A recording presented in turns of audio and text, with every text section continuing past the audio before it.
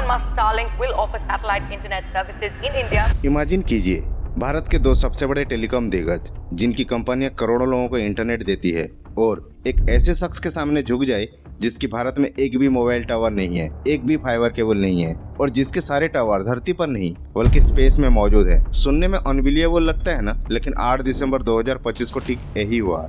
मुकेश अंबानी और सुनील मित्तल जो पिछले कई सालों से भारत में इलोन मस्क की एंट्री रोकने की कोशिश कर रहे थे, आखिरकार उन्हें स्टारलिंक के सामने झुकना पड़ा। लेकिन सवाल है, क्या यह सिर्फ एक इंटरनेट सर्विस की शुरुआत है या फिर भारत के $43 बिलियन के टेलीकॉम मार्केट में आने वाला सबसे बड़ा भूचाल?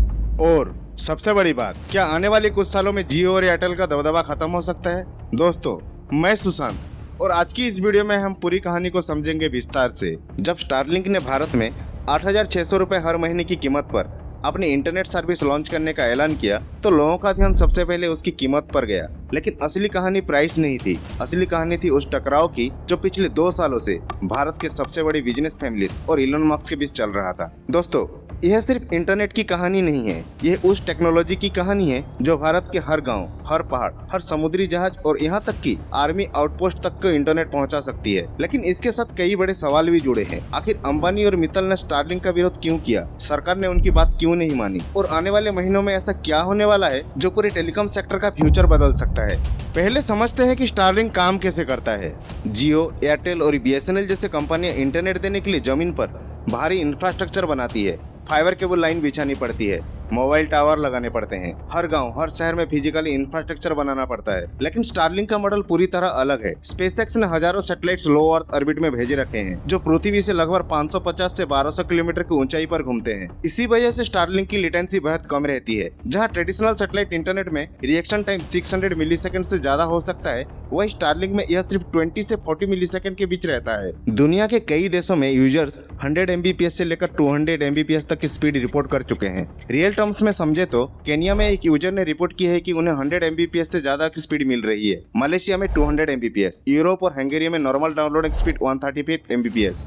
अब सोचिए, यह सब स्पेस से आ रहा है। कोई फाइबर केबल नहीं, कोई मोबाइल टावर नहीं, बस एक सैटेलाइट डिश चाहिए जो क्लियर स्काई को देख सके। लेकिन भारत में स्टारलिंक की एंट्री इतनी आसान नहीं थी और यहीं से शुरू होता है असली लड़ाई। स्टारलिंक को इंडिया में एंट्री होने में 2 साल लग गए। अक्टूबर 2024 में मुकेश अंबानी की रिलायंस जियो ने डिपार्टमेंट ऑफ टेलीकम्युनिकेशन को पत्र लिखकर मांग की कि सैटेलाइट स्पेक्ट्रम की नीलामी की जाए। उनकी डिमांड थी कि सैटेलाइट स्पेक्ट्रम को ऑक्शन के थ्रू एलोकेट किया जाए, बिल्कुल वैसे ही जिसे 4G और 5G स्पेक्ट्रम ऑक्शन हुआ था। उनका तर्क था कि जब उन्होंने 4G और 5G स्पेक्ट्रम के लिए अरबों डॉलर खर्च किए हैं, अगर स्टारलिंक जैसी कंपनियों को स्पेक्ट्रम फी में या नॉमिनल प्राइस पर मिल जाए तो ये अनफेयर कंपटीशन है, क्योंकि जियो ने बिलियंस ऑफ डॉलर इन्वेस्ट किए हैं स्पेक्ट्रम ऑक्शंस में, तो स्टारलिंक को सस्ता स्पेक्ट्रम क्यों दिया जाए? एक दिन के बाद भारतीय एयरटेल के चेयरमैन सुनील मित्तल भी सेम स्टैंड लेते हैं। इंटरेस्टिंग बात यह थी कि एयरटेल खुद ऑनवेब सैटेलाइट्स की कंपनी में निवेश कर चुकी थी और जियो का पार्टनरशिप SES के साथ अपनी जियो स्पेस फाइबर सर्विस के लिए। तो सवाल यह है, अगर दोनों के पास ऑलरेडी सैटेलाइट वेंचर्स हैं तो स्टारलिंक से प्रॉब्लम क्या है? जवाब सिंपल है, कंपटीशन।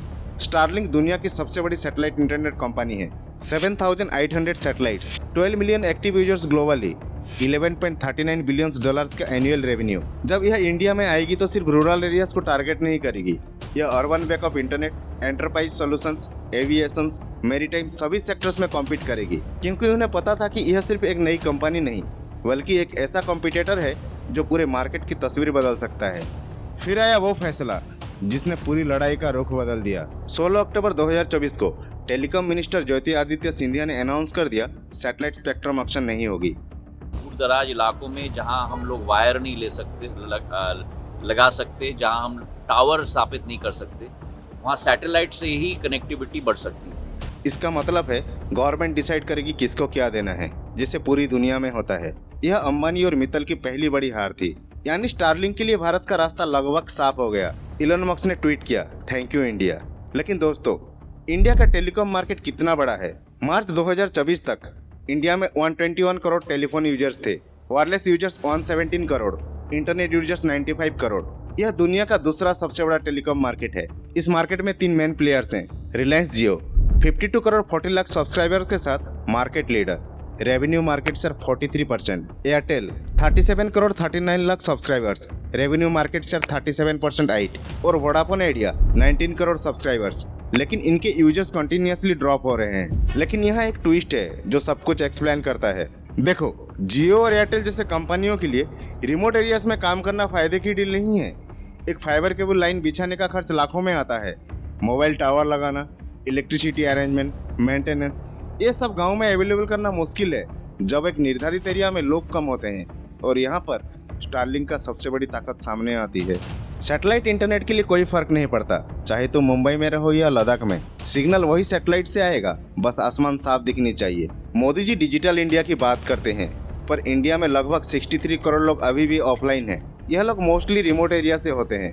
ऑनलाइन पढ़ाई, नौकरी का फॉर्म भरना हो, सरकारी कोई भी काम, सब ऑनलाइन हो रहे हैं। लेकिन अगर इंटरनेट ही नहीं है तो डिजिटल इंडिया कैसे होगा? यहाँ पर सैटेलाइट इंटरनेट गेम चेंजर है जो सिचुएशन को बदल सकता है। भारत नेट प्रोजेक्ट जो फाइबर कनेक्टिविटी गांव तक ले जाने का वादा कर रहा है, उसमें डिलेज और फंडिंग इशूज है। 2.22 लाख ग्राम पंचायत में से सिर्फ 2.13 लाख रेडी है।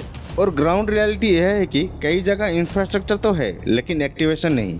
स्टारलिंक इस गैप को फिल कर सकता है और यही वजह है कि गवर्नमेंट ने स्टारलिंक को इंडिया में वेलकम किया है।